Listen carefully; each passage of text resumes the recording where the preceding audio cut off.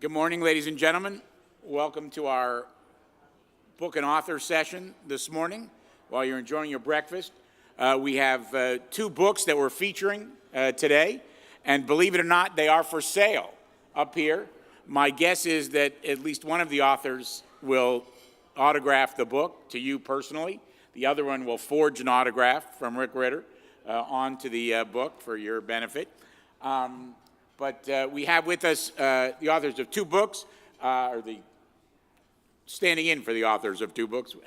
First, we have Michael Dabbs, who works with Rick Ritter. Rick is known to most of us. He's been very active in our association. He's been the president of the International Association of Political Consultants. Rick and I first worked together, I think, in the 1980s in Colorado, where he's from. And Rick's written a book about his travels and experiences from those early days working in Colorado, including his work with Howard Dean and others in the book. And Michael will come up in a minute and talk about that. We're also very privileged to have with us Dennis Johnson, who is a retired, I believe, professor at the George Washington University in Washington, D.C. Dennis has written a number of books. His most recent book is called Democracy for Hire, if I'm not mistaken. And it is really about the consulting industry, about all of us. And he's going to talk a bit about that book. Dennis has been involved in consulting. He's also obviously been is an academic who studied the process. I'll put in another plug. Dennis was kind enough to invite me to write a chapter for a book about this election that's coming out in August. So you should for sure buy that one. No, but buy this one too. But these are two great books. We have two great speakers with us. And let me start with Michael, and then Dennis will come up and speak about his book.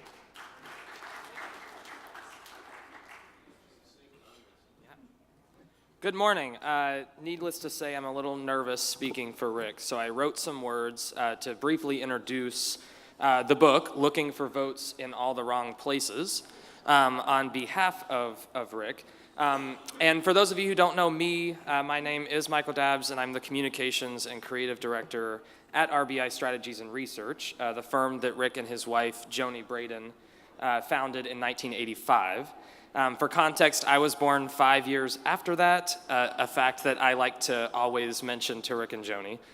So I wouldn't dare speak for Rick or his lifetime of experiences here today, but the good news is there is a book that you can buy today that does it for me. At its core, this book is a collection of stories and tales from the campaign trail. If you know Rick, he is somewhat of a master storyteller, one reason why he's been so successful in this business for so long. The stories are a culmination of over 40 years in politics, from 1972 McGovern campaign to the 2004 Howard Dean campaign to 2008 Obama, and lots in between, including a multitude of international stories and experiences. The stories are bound to entertain, equal parts charming, funny, and just a little bit crazy. The book is organized into rules, some of which I know Rick would want me to share this morning, given our recent election and its aftermath. And he did write this book well before the election, so these rules are just, he didn't write it based on the election, but these really do fit. Rule number 4, personal integrity is not necessarily a qualification for public office. Number 11, process kills, policy kills. Number 15, if you can't count it, it didn't happen. Be accurate in your counting. Number 18, international campaigns are like all other campaigns, all screwed up. And number 21, beware of the bears, especially in schools. And I added that part, but anyway, so we do have a few books up here. I think we have about 10 that I brought, what I could fit in my bag. So you can buy them here today. You can also go to lookingforvotes.com, and there's a link to the Amazon and Barnes & Noble pages. And if you have Amazon Prime, you probably could buy it this morning on your cell phone, have it at your door when you get home from this conference. So we would appreciate that. Also, if you'd like a signed copy, you can always give me your name and email address. We can try to figure out a way to go ahead and pay for that and account for the shipping, and I'll get Rick, when he gets back from his short vacation he's on right now, to to sign that and get that shipped over to you. So thanks for having me this morning. Thanks.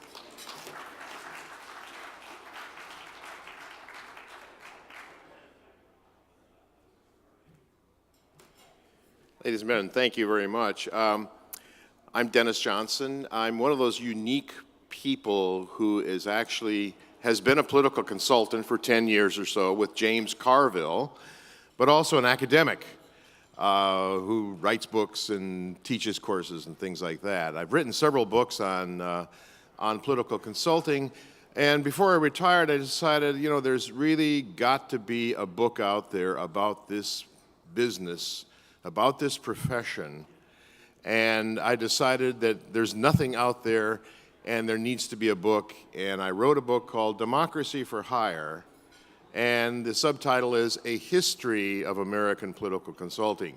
I've been coming to these conferences since about 1985, and it's amazing to see the changes in personnel and the changes in ideas. There are a couple of us old-timers here still, but I thought it would be really important to this industry and for this profession to highlight the activities and also the really important things that have been done by those who came before us. And this is what this book is all about. I have a little presentation here that's supposed to be 35 minutes long, but given our time constraints and the fact that we have a 9:30 next one, let's do this in a quick way if we can do it at all. Now let me see if I can get this thing right. Democracy for Hire is the name of the book. That's what it looks like. Really, we have to start with these two people, Californians, Clem Whitaker and Leon Baxter, in the 1930s. They really founded the industry. They were the first ones to do initiatives. They were the first ones to do international. They were the first ones to really get involved in a governor's race as professional consultants. And they were also very important in stopping Harry Truman's attempt to have a national health care plan in 1948. That's where we get the phrase socialized medicine that came back in the 1990s in Hillary and Bill Clinton. What I did in this book was go through I think the three most important things that you do in an election.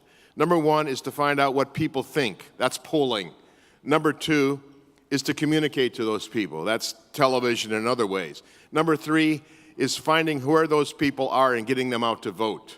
And that's data and getting out to vote and all the other things that are associated. So we have three things: polling, media, and getting people out to vote. Really the star and the first one we have to talk about in terms of polling is Lou Harris. We have certainly had public pollsters before then. You can think of Gallup, for example, as a public pollster. But the first guy to do this privately for a candidate was Lou Harris, and he did it for John F. Kennedy. And he did it back in the day, and I think those of you who are in the polling industry know how things have rapidly changed technology-wise back then.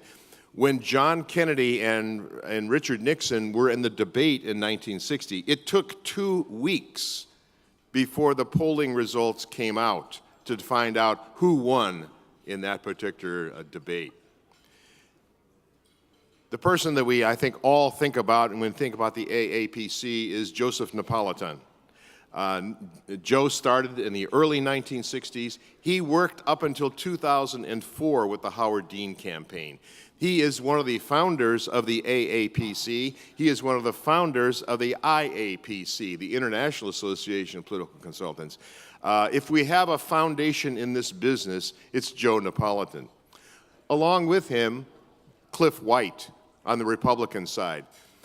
Cliff White is probably best known for trying to get Barry Goldwater and successfully getting Barry Goldwater to get out there and run for president in 1964. Stuart Spencer and his partner Bill Rogers were one of the first campaign consulting firms in the modern era. They're Californians, of course, and they are really responsible for getting Ronald Reagan off and running in his presidential aspirations. Matt Reese on the Democratic side, coming out of West Virginia, before there were things like computers, before there were anything of any modern technology, Matt Reese was crunching the numbers, and he was instrumental in getting Kennedy to win the 1960 West Virginia campaign, and was truly one of the most important, on the Democratic side, consultants that we had in the early era. Ray Strother, another important Democratic media consultant during this period of time. I remember in 1984, I was in his office in Washington. He was working for Gary Hart, and he showed what was at that time really like a Star Wars type of media, where you'd have a screen and the screen would go like this, and a new screen would come up and you'd say, wow, that is so cool. That's back in the old days. It was really cool back then. But Ray Strother is one of the most important people in terms of the media. Other people, I'm going to run through this fairly quickly. Tony Schwartz, we remember him for the Daisy commercial in 1964 in the Lyndon Johnson campaign against Barry Goldwater. Walter DeVries was a very important Republican consultant.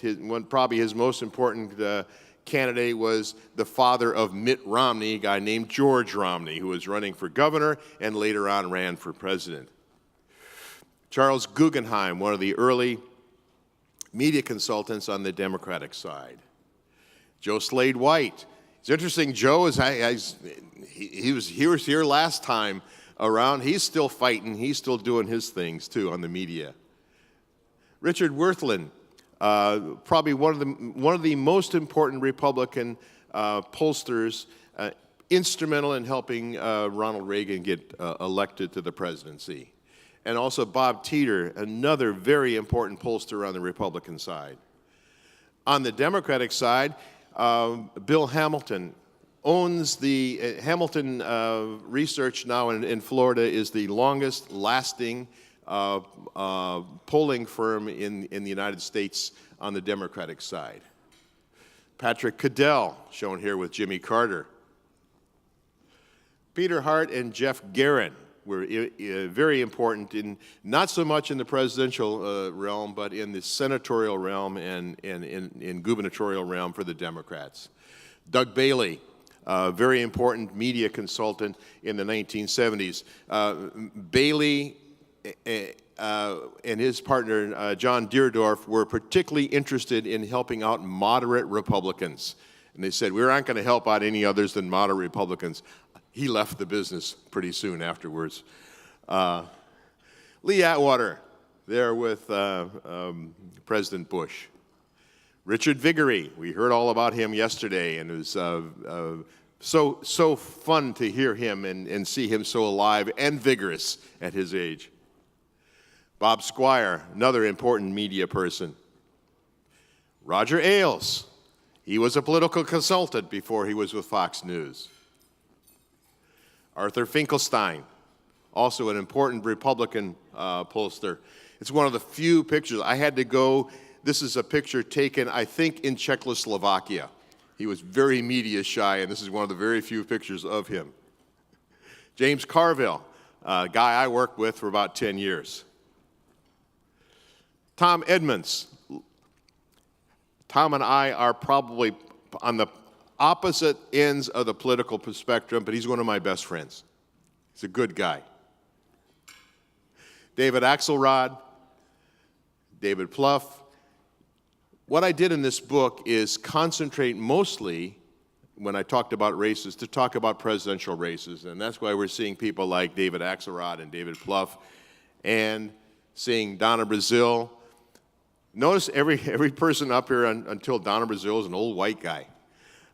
That's changing. I have a section in the book about the emergence of women as political consultants and their importance, so fear not.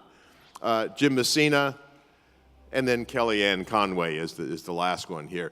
But anyway, the book is on sale, and I'd love to have you buy some so I don't have to drag these all back home with me. And I'd be happy to autograph it, but I think this is, I'll have to say in my own behalf, this is the most important book on the history of political consulting ever written. And if you're interested in that subject, here you are. So, Mark, thank you so very much, and thank you very much, ladies and gentlemen, for listening to both of us and our books. I got to have a plug for Rick's book. It's a great book. It's a great little read, and it's a lot of fun to hear the old stories of the old, particularly of the old days and of the rules. Thank you very much.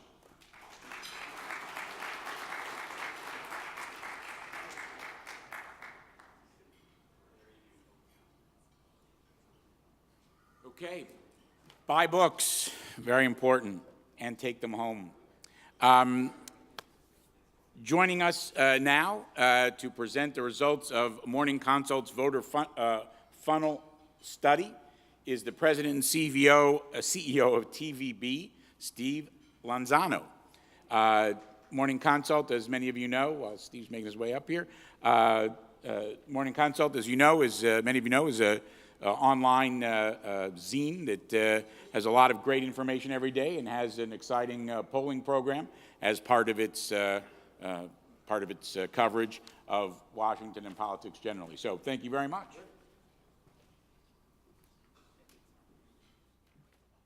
Good morning. It's good to see some of you this morning. I know we all enjoyed our libations last night at the beach party. For some of us from the Northeast, we just enjoyed getting here.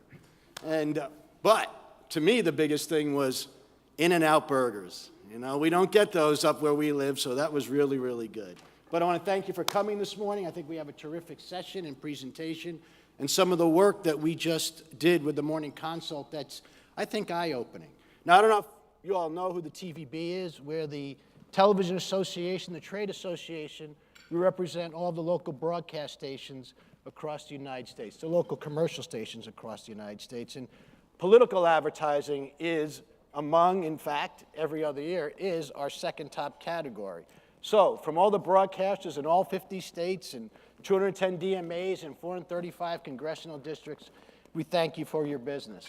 You know, we believe the partnership between television and political advertising is really smart business. And like any successful partnership, it requires commitment and investment. And quite frankly, that's why we're here, to listen to you, to learn more about your needs, and hopefully provide you with valuable and useful information. Because one thing we know is that APC members are extraordinary local marketers. And that's one thing I want to talk about this morning. You know, every year, the TVB recognizes excellence in local media with our Emmer Award. It's awarded at our Forward Conference. It's our annual conference in September. It goes to a local and a national agency for their work in terms of local media. There are more than 500 broadcasters representing over 60 broadcast groups that are in the House. It'll be September 28th this year, and there are major marketers there, ad executives, and the press. So this year we decided to do something new. In recognition of the outstanding work that you do and the work that we do together, we have created what we call a political Emmer Award. So on your table or on your seats, there's information about how to submit your entries for the Emma. And we're happy to answer any questions. We have a booth right over here, so if you have any questions about entry, please stop by. Now, on with the fun part of the session. You know, because the broadcast industry creates and distributes content across so many media platforms, we're engaged in helping our members and their customers understand how media usage is changing.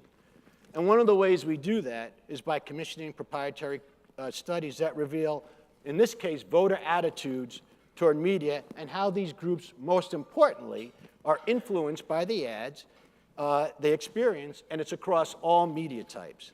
You know, as the media landscape gets so complex, it is essential that we understand how each medium works and the power of the media mix. You know, voters, to me, this is the ultimate category. They have many product options, right? They have a ton of information coming at them, you know, just pounding them. And they have one day to purchase. And in your case, and in all of our cases, right, we win or lose, right? There's no such thing like in a consumer products category, right, where, okay, we're second and we've got a 49% share of market. Well, you got a 49% share of market in this business, you lose. And that's why this category, I think, is so fascinating.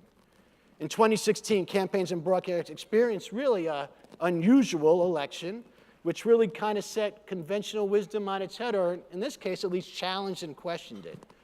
So we went directly to the voters after Election Day and asked them the hard questions about what media influenced them and their voting decision. We commissioned the well-respected folks at Morning Consult to conduct the voter funnel. The funnel is actually based on the consumer purchase funnel. So I think you're going to see some interesting things there. To tell us about it today is Kyle Dropp. Kyle is the Chief Research Officer and co-founder of the Morning Consult and an assistant professor in the Department of Government at Dartmouth College.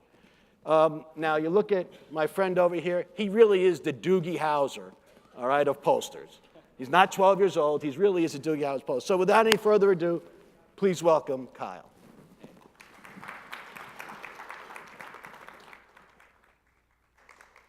Hey, thanks a lot, Steve, and thanks to everybody at TVB. We're really excited to be here. For those of you who are less familiar with Morning Consult, we're an integrated media and tech company located in Washington, D.C. We have about 50 people on staff, and we've worked with 125 Fortune 500 companies and other leading groups like TVB on a wide range of research. I'm really excited about the polling that I'm going to show you over the next few minutes. But at Morning Consult, we've done everything from, we do all the polling for Politico, we do weekly work with the New York Times, we've even done a lot of whimsical stuff like with Vox Media, we tested how creepy people thought a lot of clowns were, including Ronald McDonald. We asked whether Iron Man or Captain America would sort of win in a head-to-head matchup. But I'm really excited about the, the polling that we're going to talk about here. So I'm going to debut a massive 10,000-person poll that we conducted right after Election Day, where we wanted to get at the impact of media on voters leading up to the 2016 election. And we went at it in a really comprehensive way.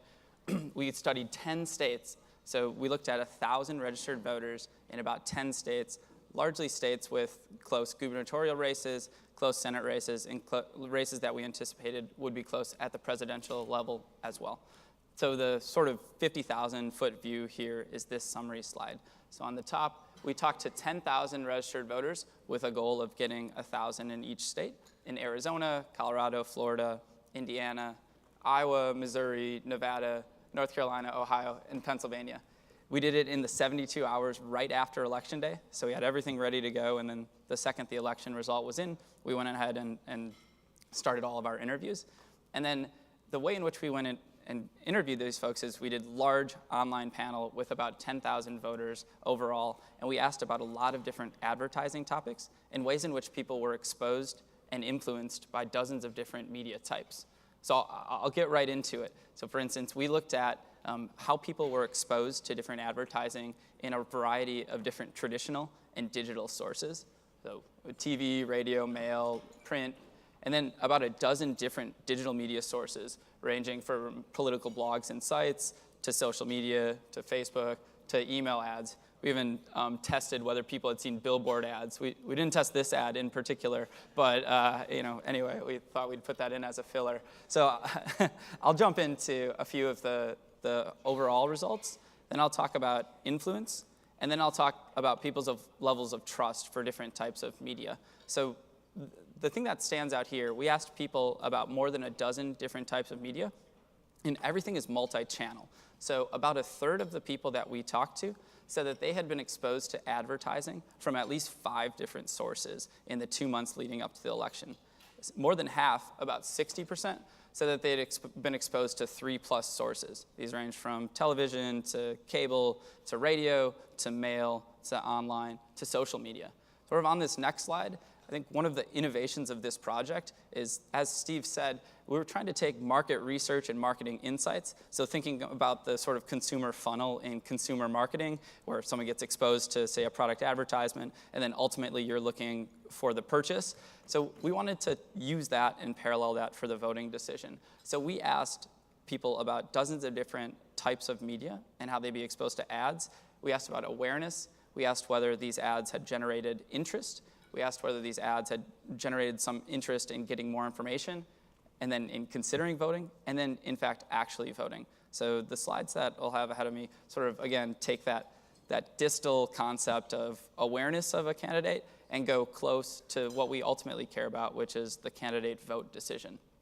All right, so let's jump right into it. So 89% of the registered voters that we talked to, in fact, did vote out of the 10,000 people that we talked to. This is in line with what we've seen in previous elections as a percent of registered voters who do turn out. The main takeaway on this slide is that the individuals that we talked to who voted were exposed to advertising on more channels than the folks who, in fact, did not show up to vote. So, for instance, on the far left-hand side, the exact question that we asked was, in the past 2 months, did you see, hear, or read an ad for any candidate running for office in any of these media? So the blue bar is those who, in fact, voted on Election Day, and the red bar is those who didn't. So there's about a 10% bump for individuals who, in fact, did cast ballots across all these ranges of media. I'll get into this with some more detail in a few more minutes. We have a second slide. We had 2 candidates who were historically unpopular, the least popular candidates in sort of the history of presidential candidates.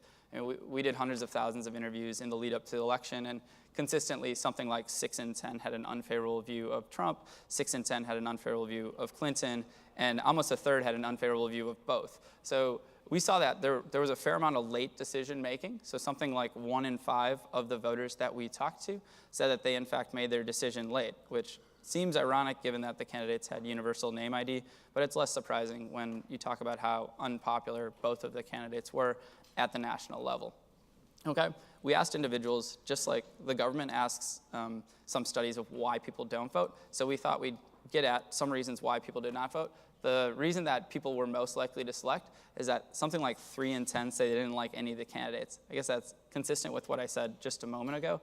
And if you dive into some of these groups, so an exciting thing is on this survey, we asked about 50 demographic questions. And so every poll we ever do, we have this long list of age and gender and education and marital status breakdowns that allow for modeling or other sort of demographic breakdowns. Something like more than 40% of millennials, more than 40% of independent women, and then in certain states, places like Iowa, said that they in fact didn't show up because they were disturbed by or didn't like any of the candidates. Sort of to take one step back, we asked people at the outset of the survey, in the past 2 months, did you see, hear, or read an ad for any candidate running for office in any of these media? And so sort of going from the highest to the lowest, left to right, more than 80% of people said that they had seen an ad on TV. We get a bit more micro, and we ask whether it was local TV or cable or more of a national broadcast. But TV predominates. Mail, not that far behind. About half of people said that they had received some mail. There maybe $500 million in spending on mail, which is less than TV, but a lot of people are getting exposure to it. Social media, not very far behind. More than 4 in 10 said that they had been exposed to advertising for a candidate by social media or by radio in the lead up to the 2016 election. So some things surprised us here, some things I think were consistent with our expectations. Another thing that we thought was novel about this study is we asked about a dozen different digital media types and whether people had been exposed to advertising in those types. So again, going from top to bottom here, this is the percent of registered voters who saw, read, or heard an advertisement on each of these platforms. So about 40% through social media. If you go sort of from the top to the bottom, we have sort of variations of the traditional media that are online. So a local television news station website, over 30%, a network television website. And you sort of go down, people are less likely to say perhaps they're exposed to search advertising, but that's a large number, 22% right there. Okay, so I'm going to talk about influence. This is getting right at that voter funnel from awareness all the way to vote. And I'll talk about it overall, and then I'll talk about it by groups for a few minutes. So what this slide shows is the media that people said was most influential in each step of the voter funnel. So I'll just walk through this first one on the left. And we binned the top 5 media sources. So on the left-hand side, 70% of the registered voters that we talked to said that TV was the most influential source when it comes to raising awareness about a given candidate. And as you go sort of left to right in this, moving from awareness to interest to vote, we see that the influence of TV, while still important, is lesser, and that the influence of radio and social media and other sources becomes more impactful. So something like 58% of people said TV was the media that sort of was most influential or most important when it came to their vote about a candidate. But we see sort of the the pink box here of social media is much larger than it was on the far left-hand side. We're keenly aware of sort of what the millennial generation and what 18 to 34-year-olds are doing when it comes to their exposure. They certainly read and view and watch a lot different sources than the population writ large, and this slide is consistent to that. TV is less important on many stages of the voter funnel to the 18 to 34 set than it is overall. And if you look at the far right-hand side, social media and internet and radio appear to be more important for these groups. I have a few additional breakdowns. For instance, we talked to about 1,000 African Americans across these 10 states, and similarly more than 1,000 Hispanic voters in these states. The media exposure habits of African Americans look pretty similar to registered voters writ large, whereas on the right-hand side, Hispanic voters look similar to kind of the millennials that I just talked about. The social media appears to be more influential, though again, across all these observations, TV either has a slight majority or it has the plurality when you're thinking about awareness, interest, or getting more info, or considering voting for it. Not a partisan issue either. If you look at Democrats and Republicans, they look very similar, at least when they're talking about the importance of different types of media. They're thinking about selective exposure and people having the ability to go sort of choose their news. This perhaps stands out as a surprising point to us. Independents appear to be less likely to say that TV is the most influential on a range of these different sources like awareness or interest, but the differences are not too considerable. So there's about 3,000 voters in each of these groups. All right, if we look at blue collar and white collar, more or less a mirror image of each other on the left and right-hand side. I'm excited over the next few slides to talk about some really good work that we did on trust in different types of media sources. So we asked people whether they would agree or disagree with the following statement with respect to 15 different media sources. So he said, I trust the news I see or hear on this media source. We grouped the sources into so-called traditional and digital media, okay? And so in the sort of green maroon, it's traditional, and in the yellow, it's digital. So going from top to bottom, about 70% of people have sort of a high level of trust in their local TV broadcast. If you go down, local newspapers finish second. Broadcast network national TV news is third at about 62%. And if you continue to go down, it looks like social media is a group that has lower levels of trust. I mean, every day at Morning Consult, we're doing about 5,000 interviews, and we're tracking the name ID and the favorability of a lot of these different national sources, whether it's NBC or CNN or CBS. And I think this is consistent with what we've seen. NBC and ABC News and CBS News generally are viewed in highest esteem. Sort of the cable networks viewed sort of relatively positively, but they have higher negatives, especially driven by partisan considerations. And the internet companies like Facebook and Twitter and Google have sky-high favorability ratings, but perhaps they might not be seen as the one source when it comes to going and getting news. That could, I'm sure that a lot of that has come up over the course of this conference. Okay, we have a few state-by-state breakdowns. I'll walk through them and recognize there's a lot of text on here. But the takeaway here is this is the percent trust for each type of media broken down by state. Sort of the local broadcast TV is seen as more trusted than broadcast networks in every single state. The differences are not always huge, but it's typically there and directional. So something like 65 to 70% tend to trust the news that they get from local broadcast TV. Broadcast networks, right behind. And then in 8 out of the 10 states, cable news or broadcast news was viewed as more trusted than cable news channels. Though again, importantly, all of these are over 50%. So news that we might hear in the Beltway of such networks being untrustworthy, or you name it, across the board, Americans writ large tend to have relatively high levels of trust in these different types of media. We have the same sort of level of trust of news websites of local broadcast, newspapers, cable news, and sort of social media here. I'll delve into this a little bit more in the next few figures. I think it's a bit clearer for folks given all the numbers up here. So this is showing that visually among adults 18 to 34 and adults 35 plus. So on the left hand, we have the 35 plus population, and on the right hand, we have adults 18 to 34. So again, going from top to bottom, some takeaways here I see are that the 18 to 34 generation is more positive and favorable and trusting on just about every media source. So about twice as likely, for instance, as older adults to say that they trust social media. So it's 47 to 28 right there. Both generally hold like cable news in high esteem, 59 and 64. And then both groups around 70% for local broadcast TV news in terms of whether they trust it or not. If we look at African Americans and Hispanics, I think there's a similar sort of takeaway. They hold social media in higher regard than the population writ large. I think for Hispanics, it might be, on average, the group we talk to is a little bit younger than the population, but overall, pretty sanguine toward a lot of different media sources. It might be different from a narrative that we may be seeing from time to time. If we look at Democrats, Republicans, and independents on this same exact measure, we highlight some of the social media down there. There aren't huge differences between Democrats and Republicans when you're thinking about level of trust of social media. And in fact, the one that stood out to me was that on radio stations, Democrats and Republicans are pretty similar too, even though Republicans might on average go and spend a little bit more time when it comes to going to like talk radio or radio news than do Democrats. So I guess to wrap up, we sort of see 3 or 4 key takeaways. So 6 in 10 respondents were exposed to advertising through 3 or more media sources. So this is like multi-channel. We tested dozens of different sources, and people see ads in a lot of different ways. Okay, in general, those who voted had higher media exposure. We talk about TV as the most important media influencer, and we saw that in a lot of the slides, but it varies by age and ethnicity. Not a ton by party affiliation, but independents are a little bit lower.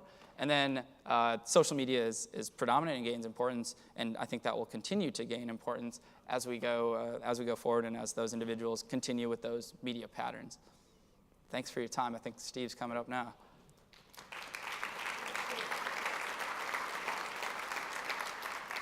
So we have about 10 or 12 minutes for questions. So if anybody has any questions, please raise your hand, and we will get to you. There's a lot of data here. There's a lot more data that Morning Consult has back at the ranch that they can share with you. But I actually have a question for you. I mean, you went through a ton of data on this. I mean, there's so much more data behind the scenes we haven't seen yet. And normally, what you see with any type of research studies, about 80% confirms what you think, and there's that 20% aha moment. I didn't know that. So what was the most surprising finding for you? Probably the most surprising finding was the level of trust that people had for a wide range of media sources. You don't hear it a lot when you read the news or when you hear people talk about the news or when you might look at Twitter, but 60 to 70% trust different types of media sources. I was surprised by the age splits on some of the levels of trust and exposure to advertising as well. Okay, we have a question over here, Kyle. Sure. Hi, my name's Melinda, and it's probably a question you can anticipate because I work with Savio Mobile, but you're talking about the eventual source of the news, right? I mean, you don't have apps listed as one of your media sources. Is there a reason for that? I mean, could you put apps and designate like apps from your television station or apps from your local news affiliate, something like that? Yeah, that's a good idea. We didn't include it in this poll, but we could certainly do it as people's habits go from more traditional to maybe desktop and mobile to actually within mobile, not even going through the browser and going straight to the app. That's a good idea. We actually, we have a question over here.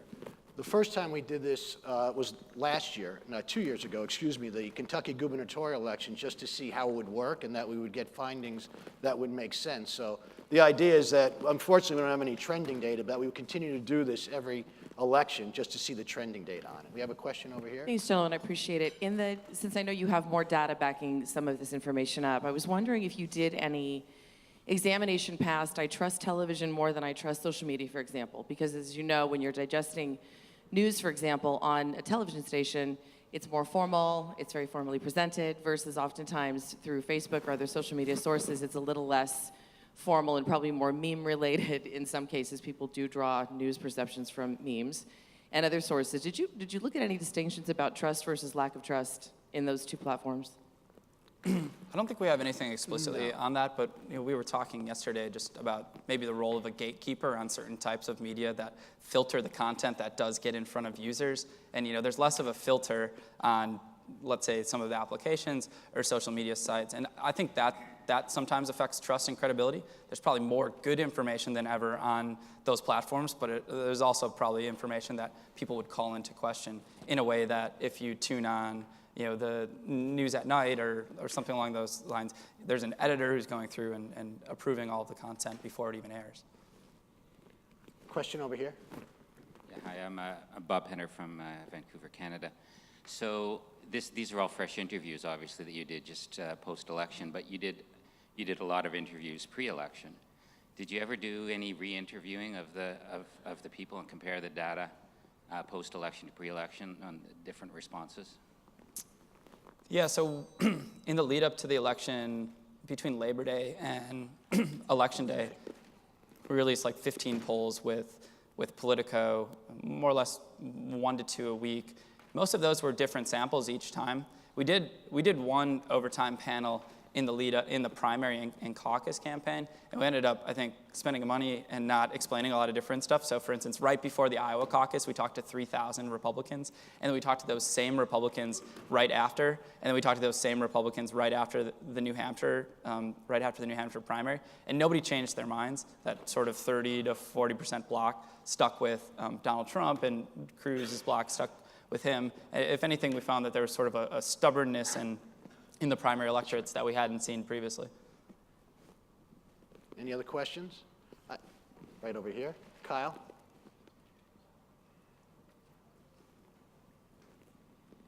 Just a couple of things. I'm wondering, Kyle Roberts, Smart Media Group.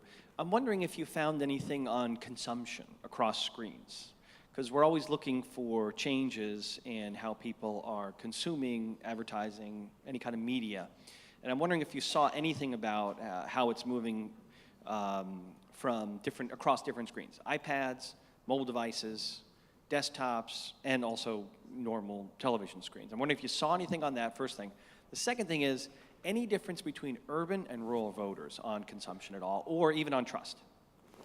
I'll have to follow up with you on the urban-rural stuff. I think certainly on a lot of the policy topics that we ask people about on healthcare, energy, or tech for that matter, party ID tends to be the most influential variable in explaining people's both behaviors and their insights. On a lot of these consumption patterns, it looks like age is that variable. If you just have one and you want to understand how people are acting, that's the one you look at, especially with some of this new media. We do track when people come into our polls exactly how they take it, whether they're taking it on an iPad or by mobile or on a phone for that matter. And so it might be worth, I'll just go and follow up and I'll look at how people took it and their level of awareness. We are doing this 2,000 person poll every single day where we're asking people the extent to which they use a wide variety of social media, like Facebook, Twitter, Instagram, Pinterest, the list goes on, and their exposure to more traditional media like NBC, ABC, you name it. And so because we have that sort of self-reported consumption data, and we know how people are taking these polls, we could probably roll that up really easily for you. One other thing we're looking at is not only looking at age, but looking at life stage, because that seems to be where people make decisions differently. Not only decisions on, in this case, who they vote for, but decisions on consumption patterns. I have 3 millennials, 131, 126, and 120. They are very different in terms of how they're all blocked into millennials, but they're very different. A life stage is someone married with kids, someone just married, and then someone in college, the one that keeps me bald in the head but young at heart. The life stage of him is very different than everybody else out there. So we're actually looking at this study as we keep doing it forward, is not only looking at age, but looking at life stage. Because a lot of consumer marketers are looking at life stage more than age. Any other questions? I have 2 questions for you, actually. All right. And then we'll wrap it up. One is, so you see with some media that it influences me, okay, but I don't trust it. And it sounds like one of my old girlfriends from high school. But so it influenced me, but I don't trust it. So what does that mean? I mean, how does that jive together? Well, I mean, I guess that's at some level, if you're exposed to something many times, you might not trust the bulk of the content, but because you keep getting exposed to it, it ultimately could affect your behavior. Yeah, whereas some of the media that you might trust, you might not be exposed to it a ton. Okay, and last question, I always ask this at the end of any of these is, so as these people, they're done with their fun in the sun and they're, some of them back in the Northeast in the cold weather, back at their Sure. desks, what are the one or two things they should take back with them you think are most important from this study? Yeah, I think multi-channel is something that comes through with us. You know, we tested 25 to 30 different channels, and so advertising is going multi-channel. It seems like that should be the strategy for a bunch of different groups that are looking to spend money on this.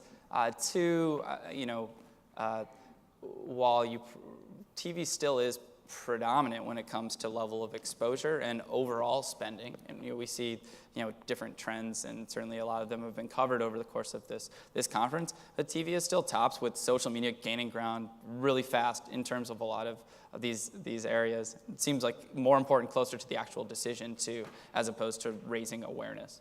Okay. Lastly, the study is at our booth if anybody wants a copy of it. It's also at our website at wegetvoters.com. And there's actually a story this morning. USA Today did a story this morning online regarding this study and several other studies that kind of corroborate one another in terms of the election. Kyle, I want to thank you very much. Great job. And thank you, everybody, for your time and attention. Enjoy the rest of the conference. Thank you. Hey, thanks, Mark.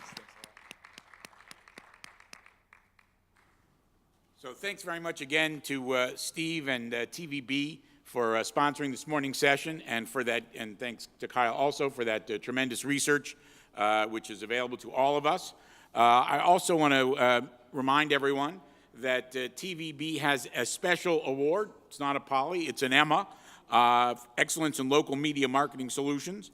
And this is the first annual awarding of the Emma. People can still enter your work. This is going to recognize consultants and agencies that have worked with TV stations to create effective local multi-platform political media campaigns. So if that's something you've done, talk to Steve and his colleagues about entering the contest. You'll be flown to New York and go to Chelsea Piers and have all sorts of exciting things happen to you in addition to just winning the trophy. So dinner at Peter Luger Steakhouse. Very, very fancy steakhouse in New York. So thank you very much again. We now move on to our next set of breakouts, which are on the screens. And choose your breakout, and the rooms are up there. And we'll see you after that.